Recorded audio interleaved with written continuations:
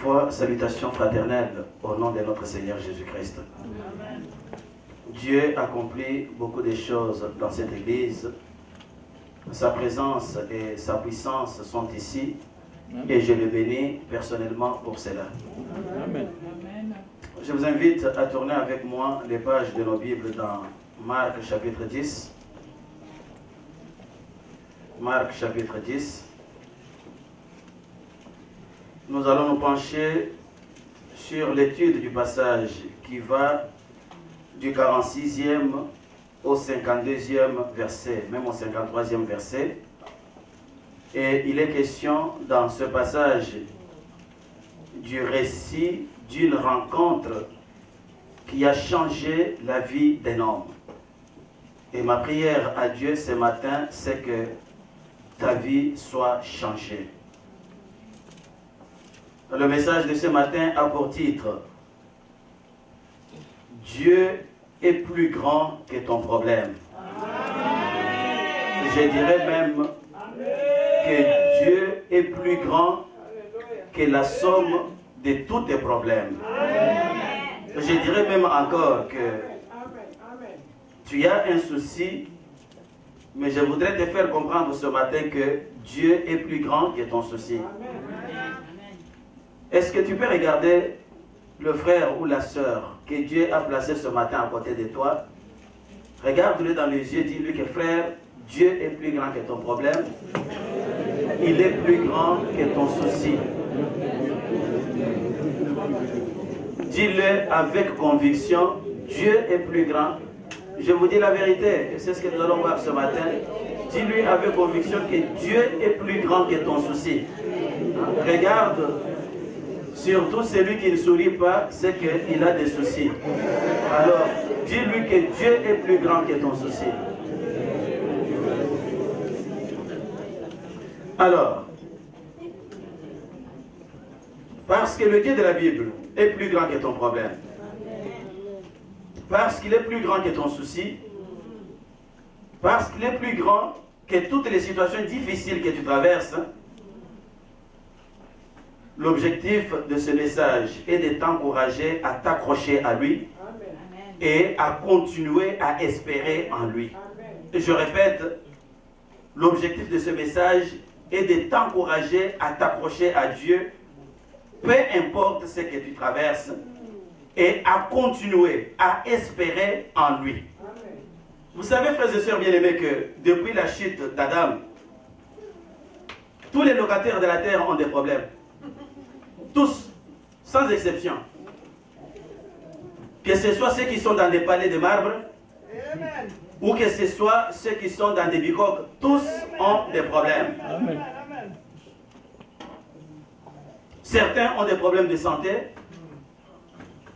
des problèmes de santé personnelle ou des problèmes de santé dans la famille. D'autres ont des problèmes d'ordre familial. Peut-être que dans la famille, ça ne marche pas entre papa et maman, ou entre papa et les enfants. Ce sont des problèmes. D'autres ont des problèmes émotionnels, d'ordre affectif ou d'ordre personnel. D'autres ont des problèmes de dépendance. Dépendance à l'alcool, dépendance à la drogue, dépendance au jeu. Dès qu'il reçoit son chèque jeudi, il court vite au casino et il bousille tout. Il hypothèque même sa maison juste pour jouer. Le monde a des problèmes, frères et sœurs. Tous. Mais parmi les problèmes que le monde traverse, nous avons des problèmes qui sont faciles à résoudre, mais nous avons aussi des problèmes qui sont difficiles et compliqués.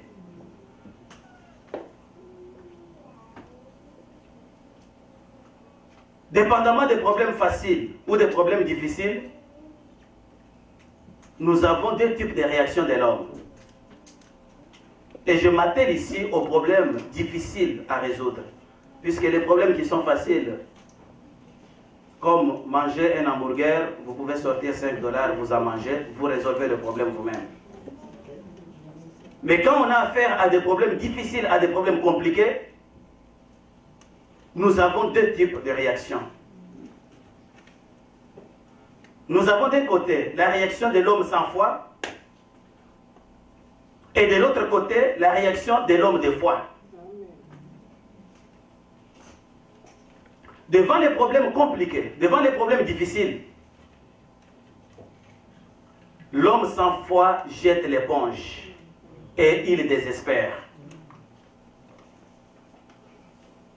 C'est ainsi que vous trouvez que dans une compagnie, lorsqu'on envoie un certain nombre de personnes en retraite précoce ou au chômage, il y en a un ou deux qui décident de se suicider. Pourquoi? Parce que n'ayant pas la foi, ils n'ont pas pu résister devant les problèmes difficiles qui arrivent dans leur vie. C'est ainsi que lorsque, dans certains milieux, une femme abandonne son mari, eh bien, le mari commet le meurtre. Il va tuer la femme, il va tuer les enfants, ou même il va se tuer lui-même. Un homme sans foi, il n'a pas été capable de résister aux problèmes difficiles auxquels il a été confronté. Mais la deuxième réaction, c'est la réaction de l'homme de foi.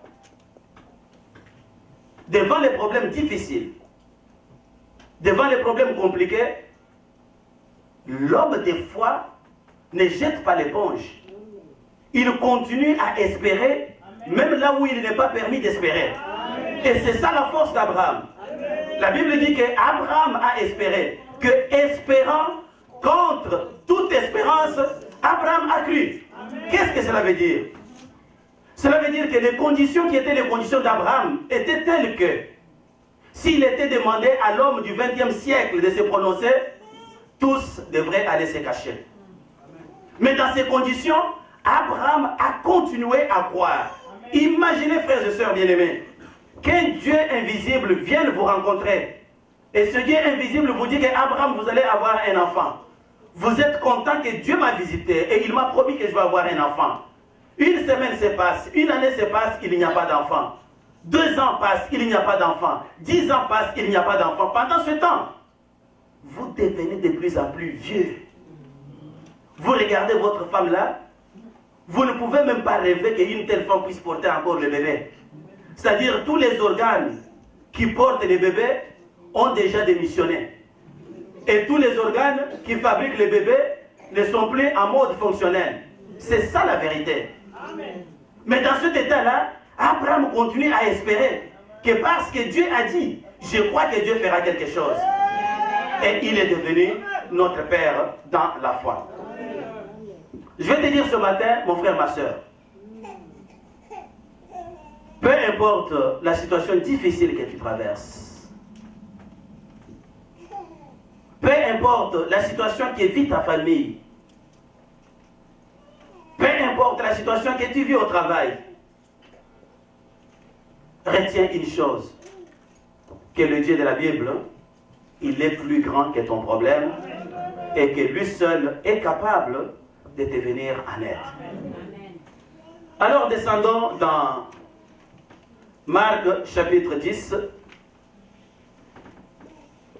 À partir du verset 46, la Bible dit ceci que ils arrivèrent à Jéricho. Et lorsque Jésus en sortit avec ses disciples et une assez grande foule, où le fils de Timée, Bartimée mendiant, aveugle, était assis au bord du chemin. Il entendit que c'était Jésus de Nazareth et il s'est mis à crier: Fils de David, Jésus, aie pitié de moi. Plusieurs le reprenaient pour le faire taire, mais il criait encore beaucoup plus fort: Fils de David, aie pitié de moi. Jésus s'arrêta et dit: appelez-les. Ils appelèrent l'aveugle en lui disant: prends courage, lève-toi, il t'appelle. L'aveugle jeta son manteau et, s'élevant d'un bond, vint vers Jésus. Jésus, prenant la parole, lui dit, « Que veux-tu que je te fasse ?» Rabouni lui répondit, l'aveugle, « Que je recouvre la vue. » Et Jésus lui dit, « Va, ta foi t'a sauvé. » Aussitôt, il recouvra la vue et suivit Jésus dans le chemin. Et je vais te dire merci, roi de l'univers et Père éternel, toi Dieu au-devant de qui rien n'est impossible. Je te dis merci pour ce temps que nous allons passer à l'étude de la parole et j'ai besoin que ton onction nous couvre au nom de Jésus-Christ. Amen. Amen.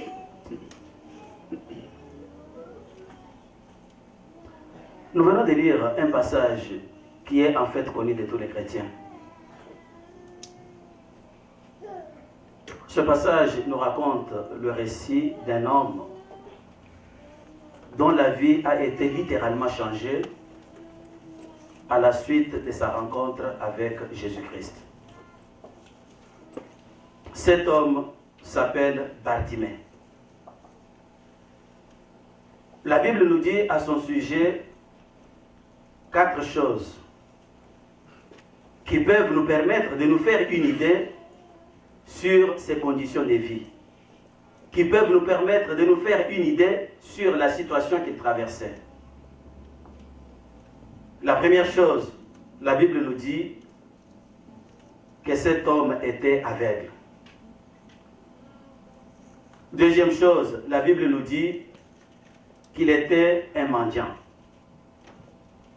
Troisième chose, la Bible nous dit qu'il s'asseyait au bord du chemin, au bord de la route. Et quatrième chose, la Bible nous dit que cet homme avait un manteau. Comme tous les aveugles, à l'époque de Jésus-Christ, Bartimée ne pouvait pas travailler pour subvenir à ses besoins. La seule chose qui lui restait à faire dans la vie, c'était de mendier. Le seul travail pour lequel il était qualifié, c'était la mendicité. Chaque matin, quelqu'un venait le prendre par la main et il le conduisait jusqu'à son poste de travail. Et son poste de travail, c'était sur le bord de la rue. Et il le déposait là, au bord de la rue, mais dans un coin où il y avait un achalandage de passants. Et là, il s'asseyait à terre. Il étendait son manteau, parce que le manteau lui servait aussi de corbeille, et il attendait. Quand il percevait le bruit d'une personne qui passait, il se mettait à crier, « Au monde, s'il vous plaît, je suis aveugle, au monde !» Il suppliait. Certaines personnes pouvaient lui balancer quelques pièces dans son manteau, et d'autres ne lui donnaient rien. D'autres encore pouvaient se moquer de lui ou même l'injurier. Pourquoi? Parce qu'à l'époque de Jésus-Christ, les Juifs considéraient les aveugles et les infirmes comme étant des maudits. Et il leur était même interdit l'entrée au sanctuaire, au temple. Pendant que Bartimée mendiait, certains pouvaient le regarder et lui dire, « Maudit, tu es aveugle à cause de tes péchés ou à cause des péchés de tes parents, je ne te donne rien. » Tout ceci nous fait voir que Bartimée n'avait pas la vie facile. Il menait une vie de souffrance. une vie d'humiliation. Il était dans le creux de la misère. Et personne parmi nous n'aurait souhaité être à sa place. Je vais vous dire ce matin que Bartimée est l'image de tous ceux dont la vie est plongée dans la vallée de l'ombre de la mort. Il est l'image de tous ceux qui traversent des difficultés quelconques dans la vie. Ça peut être les difficultés de travail. Ça peut être des difficultés d'ordre familial. Ça peut être n'importe quelle difficulté. Bartimée est l'image de ces hommes et de ces femmes. Frères et sœurs, je ne sais pas quelle est ta situation ce matin. Je ne sais pas dans quelle situation tu vis présentement. Je ne sais pas quelle situation traverse ta famille. Je ne sais pas quelle situation traverse tes enfants. Je ne sais pas quelle situation tu vis au travail. Je ne sais pas quelle situation tu vis dans la société. Je ne sais pas quels sont les soucis qui remplissent ton cœur. Je ne sais pas, je ne sais pas, je ne sais pas. Mais je sais une seule chose. Une chose dont je suis très sûr, c'est que le Dieu de la Bible est plus grand que ton problème.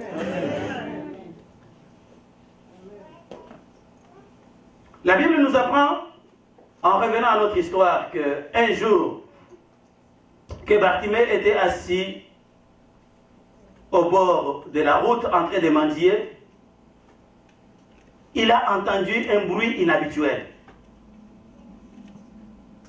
Il a demandé à ceux qui étaient avec lui, mais c'est quoi ça, ce bruit? Et quelqu'un lui a dit, c'est Jésus de Nazareth. Et Bartimée demande, mais c'est qui Jésus de Nazareth? Ah oui, c'est un puissant prophète de Nazareth. Mais qui est-il? Qu'est-ce qu'il faut juste? C'est un homme extraordinaire. Il opère des miracles formidables. Il guérit les malades. Ah oui, il guérit les malades. Oui, il guérit les malades. Même les aveugles. Oui, oui, oui. Il a guéri les aveugles. Plus que ça. Il a ressuscité des morts. Tu as entendu parler de Lazare? C'est lui qui l'avait ressuscité. Tu as entendu parler de la fille de Jaïrus? C'est lui qui l'avait ressuscité. Ah oui, c'est vrai. Plus que ça. Cet homme-là a marché sur l'eau. Ah oui, c'est ça. Plus que ça. Cet homme-là a nourri plus de 5000 personnes. Avec seulement 5 pains et 2 poissons. Plus que ça. Cet homme-là a grondé les tempêtes un jour. Et les tempêtes ont obéi. Plus on lui racontait ces choses. Plus la foi a commencé à pénétrer dans le cœur de Bartimée. C'est donc que la Bible dit que la foi vient de ce que l'on entend. Bartimée entendait ce qu'on lui disait de Jésus-Christ, et plus il l'entendait, plus il a commencé à avoir la foi. Et à l'intérieur de lui-même, il s'est dit, si cet homme a ramené les morts à la vie, qu'est-ce que ma cécité vaut au-devant de lui? Si cet homme a marché sur l'eau, je suis certainement sûr qu'aujourd'hui, cet homme va m'ouvrir les yeux. Si cet homme a guéri les paralytiques, si cet homme a guéri d'autres aveugles avec moi, avant moi, aujourd'hui, ça va être mon tour.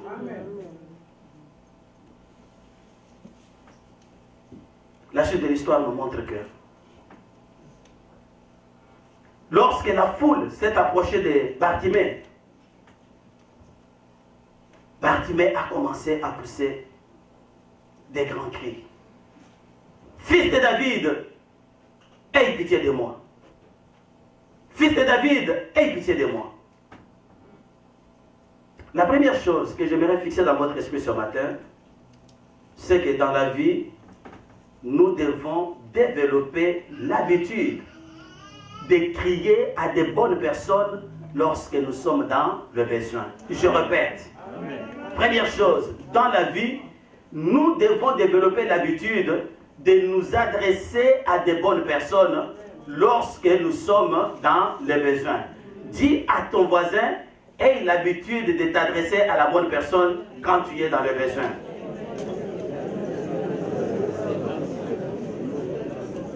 Aie l'habitude de t'adresser à des bonnes personnes. Qu'est-ce que cela veut dire? Cela veut dire que si tu as un problème, si tu as une situation difficile que tu traverses, il est important pour toi de t'adresser à quelqu'un qui est capable de t'aider à résoudre ton problème. Ne te confie pas à n'importe qui. Ne parle pas à n'importe qui. Il y a parfois certaines personnes, lorsqu'ils ont des problèmes, ils sont capables de parler même aux poules. C'est-à-dire, quand ils voient quelqu'un, n'importe qui qu'il passe, même un passant qu'il n'a jamais vu, qu'il ne connaît pas, il commence à lui raconter ce problème. Tu sais, moi là, ma femme à la maison n'écoute pas, j'ai des problèmes. Tu sais, moi là, même lorsqu'il se retrouve seul, il voit un canard en train de passer, il commence à parler. Tu sais, moi là, j'ai des problèmes. C'est ainsi que certaines personnes, quand vous allez sur la rue, vous les voyez en train de monologuer. Il est seul en train de parler, il parle. Non frère, non frère, non frère, non frère. Apprenez à vous adresser à la personne qui est capable de vous aider à trouver une solution. Et si vous trouvez que cette personne n'est pas capable de vous aider à trouver une solution, fermez bien votre bouche. Si aujourd'hui vous avez mal aux dents, vous n'irez pas voir un plombier. Il va vous arracher toute la bouche et il va jeter dans les toilettes. Mais vous irez voir un dentiste. C'est vrai ce que je suis en train de vous dire. Donc c'est très important d'apprendre à s'adresser à la bonne personne. La Bible raconte dans le livre des Rois le récit d'une femme qui était en détresse, d'une femme qui était traumatisée, d'une femme qui était trahie, mais qui n'a pas pu trouver solution à son problème parce qu'elle s'est adressée à une mauvaise personne. Nous sommes ici à l'époque du prophète Élisée. Samarie était mis sous verrou par Ben-Hadad, le roi d'Assyrie. Tellement que le siège a duré pendant longtemps, Samarie a expérimenté un moment de famine hors pair. Un moment de famine tel qu'il y a eu des femmes qui ont convenu pour subsister de cuire leurs enfants et de les manger. Le premier jour, ils ont pris le fils de la première femme, ils l'ont cuit et ils ont mangé. Lorsqu'il arrive le tour du fils de la seconde femme, celle-ci se montre plus maligne et elle va cacher son fils. Alors, la femme dont l'enfant a été tué et mangé a senti qu'elle était blessée, qu'elle était trahie. Voilà qu'elle voit le roi en train de passer sur la muraille. La femme se met à crier au roi en lui disant « Ô roi, sauve-moi ». Et le roi lui répond en disant que si Dieu ne te sauve pas, avec quoi moi je vais te sauver? Qu'est-ce que cela veut dire? Pour dire tout simplement que, mon ami, tu dois apprendre à crier à la bonne personne. Et moi, je ne suis pas la bonne personne pour te sauver. Dans la vie, mon frère, ma soeur, nous devons apprendre à crier à des bonnes personnes. Nous devons apprendre à crier à la bonne personne. C'est la bonne personne qui peut nous aider à trouver la réponse dont nous avons besoin pour que nous puissions au moins nous réjouir dans nos cœurs. Lorsque vous avez été ici avec nous il y a quelques semaines, quand nous avons visualisé le film de War Room, vous avez certainement appris que dans ce film, il y avait une femme qui avait des problèmes dans son couple, qui avait des problèmes avec son mari. Cette femme était déjà sous pression. Elle-même n'était pas capable de trouver solution. Son couple était sur le chemin de la catastrophe. Mais lorsque cette femme a croisé la vieille dame, et que la vieille dame lui a indiqué la bonne personne à qui il faut s'adresser, quand cette femme a décidé de s'adresser à la bonne personne, son couple a été totalement restauré. Bartimée avait bien compris cette leçon. La Bible nous dit que lorsqu'il a entendu la foule s'approcher, Bartimée n'a pas crié au leader de Jéricho. Bartimée n'a pas crié à Pierre. Bartimée n'a pas crié à Jean. Bartimée a crié au fils de David. Il a supplié le fils de David. Il a dit, fils de David, aie pitié de moi. Fils de David, aie pitié de cette ville de Jéricho qui a été maudite par Josué et qui a fait de moi aujourd'hui un aveugle. aie pitié de moi, comme tu avais eu pitié dans le temps passé de Rahab, la prostituée, et tu avais changé sa condition. Je suis aveugle, j'ai besoin que tu fasses quelque chose pour moi. Il a imploré Jésus-Christ de Nazareth. Il a reconnu en Jésus-Christ le fils de David, le Messie promis. Et pour s'être adressé à la bonne personne, la Bible nous dit que Bartimée a été guéri, Bartimée a recouvré sa vie. Dieu te dit ce matin, mon frère, ma soeur, que toutes les fois que tu auras besoin d'aide, prends l'habitude de t'adresser à la bonne personne. Est-ce que tu peux répéter encore à ton voisin avec conviction? Aie l'habitude de t'adresser à des bonnes personnes. Il y a parfois des gens qui traversent des problèmes de couple. Il a des problèmes de couple, il va en parler à tout Montréal. Il a des problèmes de couple, il va en parler même aux célibataires. Mais le célibataire n'a jamais de femme. Le célibataire ne sait pas comment il faut vivre avec une femme dans une maison frère. Le célibataire voit la femme passer sur la rue. Il ne sait pas ce que la femme est capable de faire. Et une célibataire non plus ne sait pas ce que l'homme est capable de faire dans la maison. Hey, frères, sœurs, est-ce que vous pouvez apprendre à maîtriser votre langue, à maîtriser votre bouche, à ne pas vous confier à n'importe qui? Se confier suppose faire confiance. Confiez-vous à quelqu'un qui peut vous être utile. Je répète, confiez-vous à quelqu'un qui peut vous être utile.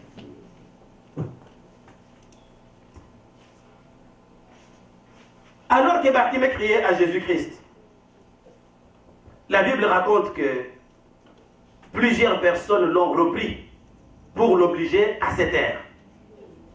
Dans la version français courant, il est dit que plusieurs personnes l'ont rabroué pour l'obliger à se taire. C'est-à-dire quoi? C'est-à-dire quand Bartimée crie « Fils de David, aie pitié de moi !» Wow! Fils de David, wow! Vous savez parfois ce que les jeunes font. Et c'était dans l'intention de l'empêcher de crier. Mais la bonne nouvelle, c'est que plus il faisait un effort pour le rabrouer, plus il criait encore beaucoup plus fort.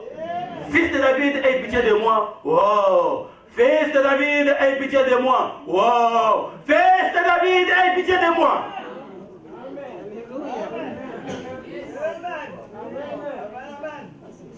La deuxième chose que j'aimerais vous faire comprendre ce matin, c'est que dans la vie, nous devons développer l'habitude de résister à quiconque veut nous empêcher de réaliser notre rêve. Amen. Je répète, amen. Nous devons développer l'habitude de résister, de réserver une fin de non-recevoir à quiconque veut vous empêcher de réaliser votre rêve. Écoutez-moi, frères et sœurs bien-aimés. Nous tous ici, nous avons des rêves à réaliser dans la vie. Vous avez un rêve, j'ai un rêve. Vous avez des rêves, j'ai des rêves. Certains rêvent de devenir des ingénieurs. D'autres rêvent de devenir des milliardaires. D'autres rêvent d'acheter des avions. D'autres rêvent de monter des grandes familles avec des grands enfants. D'autres rêvent de devenir de puissants pasteurs. Dis Seigneur, fais-moi grâce quand je prêche que les morts ressuscitent. D'autres rêvent de devenir des grands banquiers. Nous avons tous plusieurs rêves. Et c'est normal et c'est juste. Parce que Dieu nous a donné la faculté de rêver. Mais, vous devez noter que la réalisation de vos rêves ne dépend pas seulement de vous. La réalisation de vos rêves dépend aussi de ceux qui vous environnent. C'est-à-dire que si vous côtoyez les gens médiocres, vous ne réaliserez jamais votre rêve. Amen. Mais par contre, si vous côtoyez les meilleures personnes, les meilleurs peuvent vous aider à réaliser votre rêve. Si vous côtoyez ce que j'ai appelé les apôtres de découragement, vous ne ferez absolument rien dans la vie. Amen. Le rêve de Bartimée a été de recouvrer sa vue, de redevenir de nouveau voyant.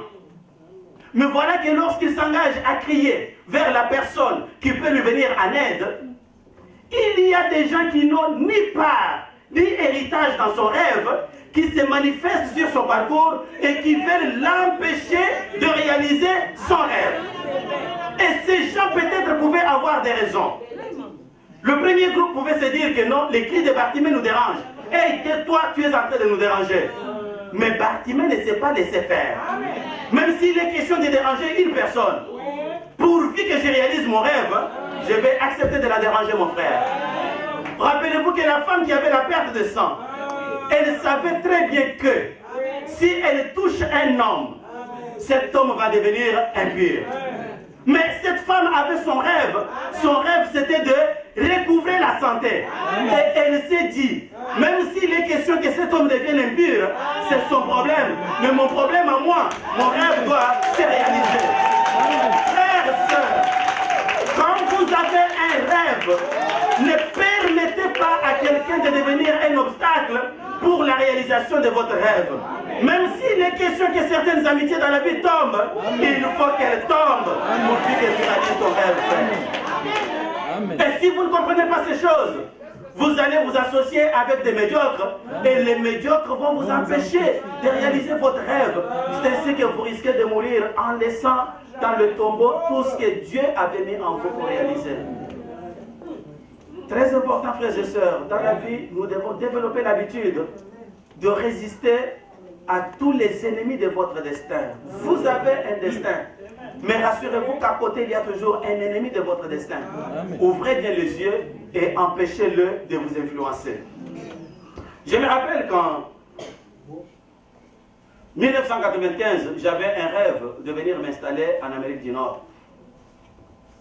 Je suis allé à l'ambassade des États-Unis demander le visa et le consul m'a refusé le visa et il a apposé un sceau de refus dans mon passeport. Excité, je suis allé voir les amis qui travaillaient à l'immigration pour leur demander conseil et tous m'ont dit, Americano, comme il a placé le sceau là, fini, tu n'auras jamais de visa des États-Unis. Si tu veux, tu peux changer ton nom et changer de passeport. Changer mon nom. Changer de passeport. Et mes diplômes, je vais les changer aussi. Je vais vous dire, frères et sœurs, que si j'avais écouté ces gens-là, je ne serais pas avec vous ici aujourd'hui. La Bible nous raconte dans Marc 5 l'histoire de Jaïrus, que nous connaissons bien. Jaïrus avait un rêve pour sa fille. Il avait une fille, une petite fille, une jolie petite fille. Et ses rêves étaient tels que ma fille grandisse, qu'elle devienne aussi quelqu'un dans la vie. Mais voici qu'un jour, cette fille tombe malade et elle est agonisante. Jaïrus décide d'aller voir la bonne personne. Il est allé voir Jésus-Christ. Maître, est-ce que tu peux venir guérir ma fille? Et Jésus a accepté. Il accepte toujours. Mais pendant qu'ils sont en train de marcher vers la maison où se trouvait la petite fille, il y a eu une petite parenthèse qui a prolongé le temps. Pendant ce temps, la petite fille est décédée. Les amis de Jaïrus qui étaient restés à la maison ont envoyé une délégation dire à Jaïrus, ne continue pas à déranger le maître, tout est consommé, l'enfant est parti. Mais sur le conseil de Jésus-Christ, Jaïrus a fermé les oreilles à ce discours de découragement. Et parce qu'il a fermé les oreilles au discours de découragement, Jaïrus a vu sa fille repasser de la mort à la vie. Bien aimé, je vais encore encourager quelqu'un ce matin. Je vais te dire que c'est vrai que tu as des rêves, mais fais attention. Fais attention avec les apôtres de découragement. Amen. Il y a un frère qui nous avait prêché ici à l'église et nous avait raconté qu'il y avait des animaux qui faisaient la course et qui devraient escalader des hautes montagnes. Et il y avait autour de la montagne une multitude de gens qui ne faisaient que crier pour les décourager. Non, tu n'arriveras pas, tu n'arriveras pas. Et tous ces animaux, un après l'autre, échouaient. Ils n'atteignaient jamais le sommet. Mais dans cette illustration, on a vu un petit crapaud qui lui montait. Les gens ont crié, tu n'arriveras pas. Le crapaud continue à monter jusqu'au sommet. Alors on a cherché à savoir, qu'est-ce qui a fait que le crapaud lui a réussi à monter jusqu'au sommet? On s'est aperçu que le crapaud était sourd. Je vais encourager quelqu'un ce matin à devenir sourd par rapport à tous les prophètes de découragement. Lorsque quelqu'un vient te dire que toi, tu n'y parviendras pas, dis-lui que je vais y parvenir au nom de Jésus-Christ. Si quelqu'un te dit, toi, tu vas mourir dans un an, dis-lui que je serai encore vivant dans 10 ans au nom de Jésus-Christ. Si quelqu'un te dit, toi, tu as une mauvaise voix, tu ne peux pas chanter dans la chorale, dis-lui que moi, je vais sortir un album au nom de Jésus-Christ. Et si quelqu'un te dit que toi, tu ne peux pas prêcher, quand tu prêches, tu commets toujours des fautes de français, dis-lui, je vais prêcher et les morts vont ressusciter au nom de Jésus-Christ. Est-ce que quelqu'un peut donner une bonne acclamation pour la gloire de notre Dieu? Frères et sœurs, n'acceptez pas que quelqu'un vienne vous décourager dans la vie. Amen. Il y a bien des gens qui ont abandonné les églises parce qu'ils ont ouvert les oreilles aux hommes sans foi, aux hommes qui n'ont ni part ni héritage dans votre destin spirituel. Vous avez un destin spirituel, vous avez l'éternité à passer. Lui a fait son choix, mais il veut vous entraîner dans son choix. Si vous ne vous réveillez pas, vous risquez de vous retrouver à côté avec lui. Si quelqu'un t'appelle le matin dimanche pour te dire, Papa Jean-Marie, ça va bien. Ah, moi je suis fatigué dehors, ça neige, ça ne va pas. Dis-lui, moi je ne suis pas fatigué au nom de Jésus. Pourquoi?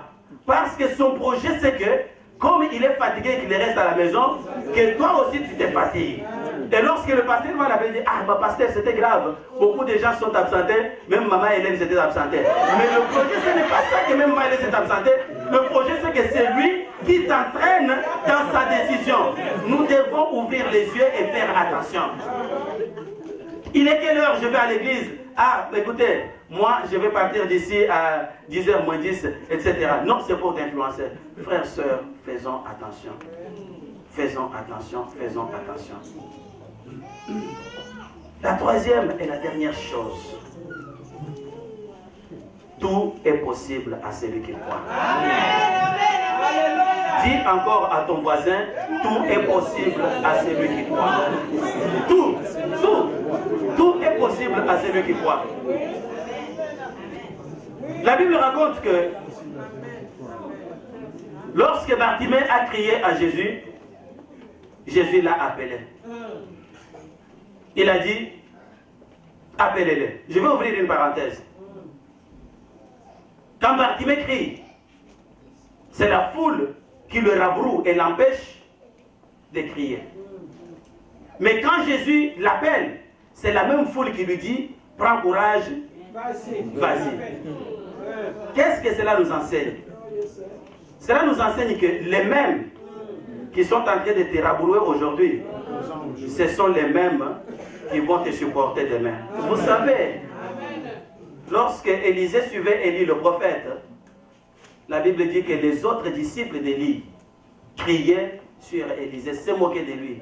Est-ce que tu sais qu'il va être enlevé? Il dit que je le sais, taisez-vous.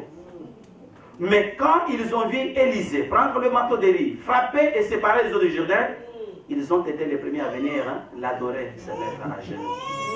Frère, sœur, je vais te dire, si quelqu'un se moque de toi parce que tu as un problème, si quelqu'un veut t'empêcher à avancer, dis-lui, moque-moi bien de moi, moque-toi bien de moi. Mais je sais une chose, Dieu n'a pas encore dit son dernier mot. Parfois nous avons des problèmes dans la vie où quelqu'un va se fâcher contre quelqu'un parce qu'il a mal parlé de moi, il a fait ci, il a fait cela. Mais dis-moi, tu ne vas pas passer toute ta vie au rythme de ce que les autres disent, au rythme de leurs opinions, au rythme des murmures. Si tu fais ça, tu ne vas jamais réussir, tu vas mourir vite. Laisse les gens parler, dis aux gens, je sais que mon Rédempteur est vivant. Qu'il se lèvera le dernier. Ce n'est pas qu'il va se lever le premier. Vous êtes le premier à vous lever. Levez-vous le premier. Parlez contre moi. Levez-vous le premier. Mais le dernier de la liste qui va s'élever, celui-là s'appelle mon Rédempteur. Et quand il va s'élever, quelque chose va changer. La Bible dit de lui qu'il est l'étoile brillante du matin.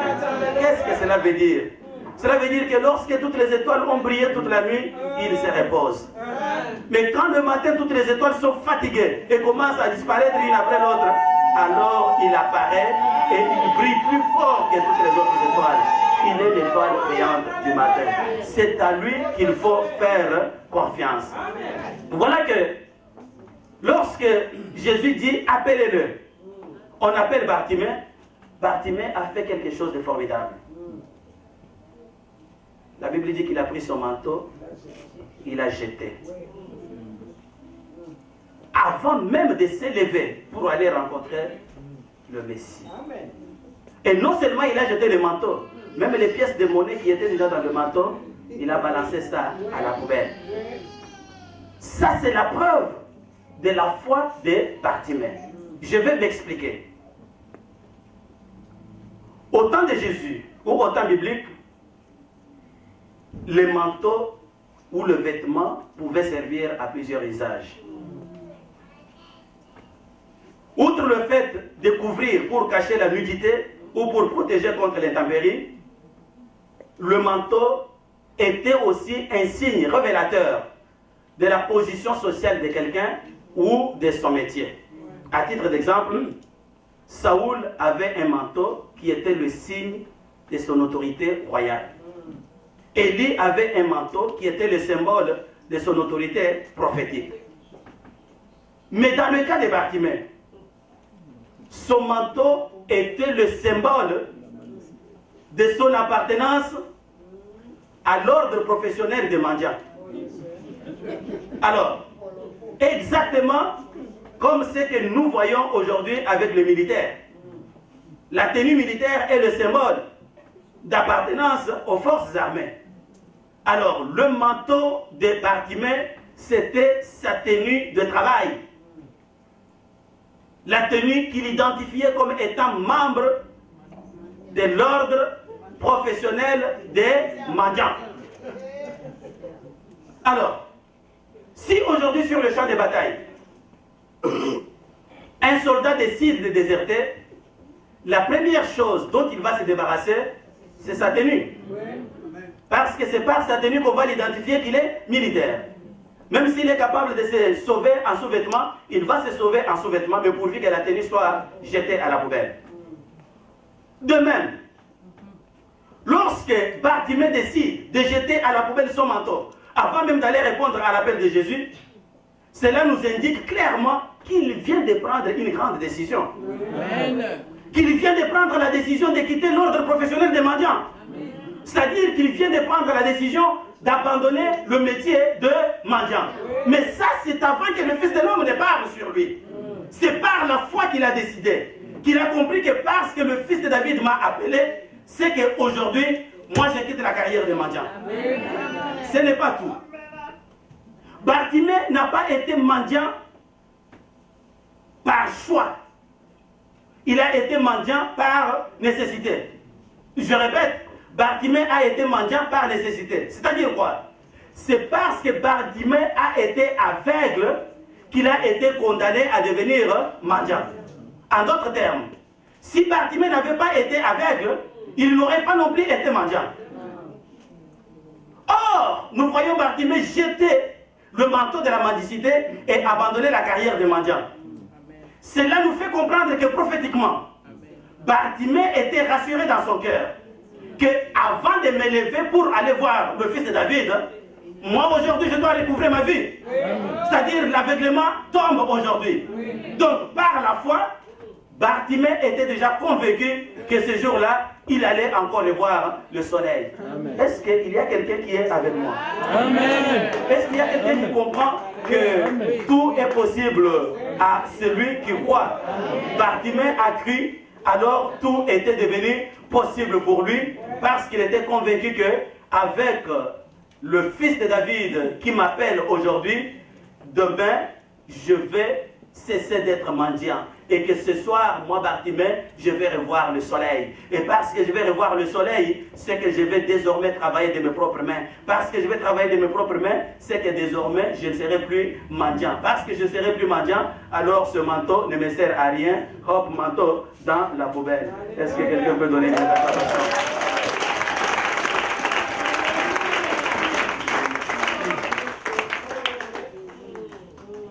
Bartimée a compris une chose. Une chose qu'Ésaïe le prophète a écrit au chapitre 35 que dites à ceux qui ont le cœur troublé, prenez courage. Voici votre Dieu. Il viendra lui-même et vous sauvera. Alors s'ouvriront les yeux des aveugles. Alors s'ouvriront les oreilles des sourds. Alors la langue du muet éclatera de joie et le boiteux sautera comme un petit cheval. Et lorsque Bartimée comprend que celui qui est en face de moi, c'est le fils de David, c'est-à-dire c'est le Messie qui était promis, c'est-à-dire c'est le Dieu de gloire qui vient visiter le monde, Bartimée se rappelle ce que Ésaïe avait dit, et Bartimée conclut dans son cœur que aujourd'hui c'est aujourd'hui, moi je dois voir. Et il a foi frère, et il a foi ma soeur, tout est possible à celui qui croit. Si Jésus a entendu le cri de Bartimée, c'est parce que Bartimée avait cru en lui en tant que fils de David. Si Jésus-Christ s'est arrêté pour secourir Bartimée, c'est parce que Bartimée avait cru en lui en tant que fils de David. Si Jésus-Christ a ouvert les yeux de Bartimée, c'est parce que Bartimée avait cru en lui en tant que fils de David. De même, je vais t'encourager ce matin à croire en lui en tant que fils de David. Car tout est possible, tout est possible, tout est possible à celui qui croit. La guérison est possible à celui qui croit. Les enfants sont possibles à celui qui croit. L'établissement est possible à celui qui croit. Le travail, les millions, le grand ministère, tout ça, c'est possible à celui qui croit. De même qu'il a secouru Bartimée, il est disposé à te secourir ce matin. De même qu'il a appelé Bartimée, il est décidé à t'appeler ce matin. Je vais juste t'inviter à te lever debout là où tu es.